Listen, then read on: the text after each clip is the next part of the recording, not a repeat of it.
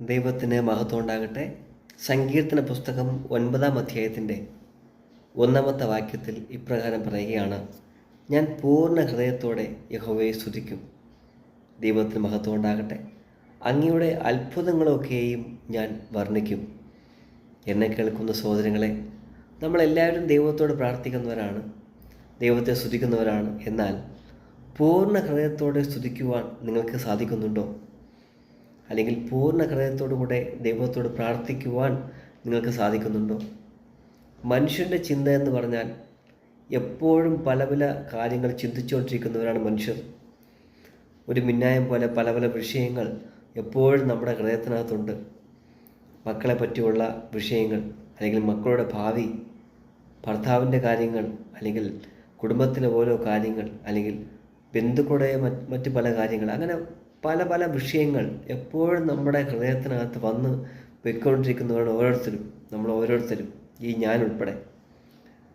അപ്പോൾ നമുക്ക് ദൈവത്തെ പൂർണ്ണമായി സ്തുതിക്കുവാനോ പ്രാർത്ഥിക്കുവാനോ നമുക്ക് സാധിക്കുന്നുണ്ടോ?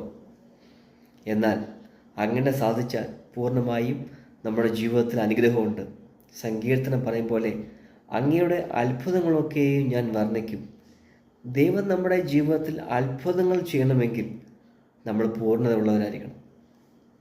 ഞാൻ ആദ്യം പറഞ്ഞ പോലെ പല ചിന്തകൾ നമ്മുടെ മനസ്സിനകത്ത് കടന്നു വന്നിട്ട് പൂർണ്ണതയോടുകൂടി ദൈവത്തോട് പ്രാർത്ഥിക്കുവാൻ നമുക്ക് സാധിക്കുന്നില്ല. ഫിലിപ്പിയരുടെ പുസ്തകം, ഫിലിപ്പിയർക്ക് 4-ാം അധ്യായം അതിൻ്റെ 6-ാമത്തെ വാക്യത്തിൽ വായിക്കുന്നു: ഒന്നിനെയും കുറിച്ചും വിചാരപ്പെടരുത്.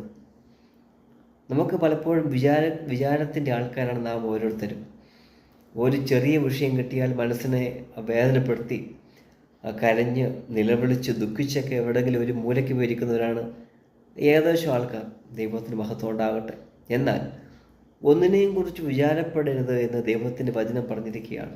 നമുക്കെല്ലാവർക്കും, നമ്മൾ മനുഷ്യരാണ്, പലവിധമാകുന്ന വിചാരങ്ങളുണ്ട്, ചിന്തകളുണ്ട്, ഒക്കെ ഉണ്ട്. പക്ഷേ പ്രാർത്ഥിക്കുവാൻ സമയത്ത്, ദൈവത്തോട് പ്രാർത്ഥിക്കുന്ന സമയത്ത്, ദൈവത്തെ സ്തുതിക്കുന്ന സമയത്ത് നമ്മുടെ ഹൃദയം പൂർണ്ണമായി ദൈവത്തിന് കൊടുത്തേക്കണം.